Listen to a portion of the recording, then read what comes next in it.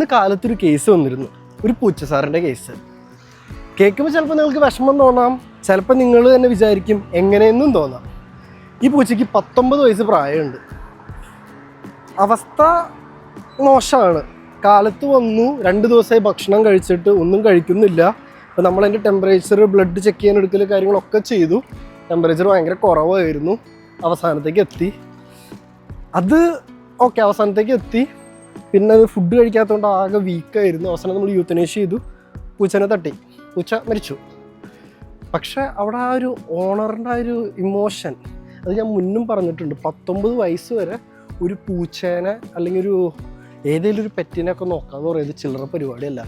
അത് വയസ്സായി അതിനൊന്നും ചെയ്യാൻ പറ്റുന്നില്ലെങ്കിൽ അത് ഇത്രയും ഓടി. എൻ്റെ അടുത്ത് പുള്ളിക്കാരൻ പറഞ്ഞത്, ഈ പൂച്ച ഇവിടെ കൺസൾട്ടേഷൻ തുടങ്ങിയിട്ട് 5 വർഷം എന്ന് പറഞ്ഞു. 5 വർഷമായിട്ട് ഈ പൂച്ചയ്ക്ക് പ്രശ്നങ്ങളുണ്ട്. ഒന്ന് ആലോചിച്ച് നോക്കിയേ, ഇവർ ഇതിനെ ടേക്ക് കെയർ ചെയ്യുന്നത്. ഞാൻ മുന്നും പറഞ്ഞിട്ടുണ്ട്, യൂറോപ്പിലൊക്കെ അങ്ങനെ സ്ട്രേ ആനിമൽസിനെ കാണാൻ അധികം കിട്ടാറില്ല. അത് ഇപ്പം നമ്മുടെ നാട്ടിൽ പേവിഷബാധ വന്ന് അല്ലെങ്കിൽ ഇപ്പോൾ വേറെ ഓരോ കാരണങ്ങളല്ല എന്തോരം സ്ട്രേ ആനിമൽസാണ്.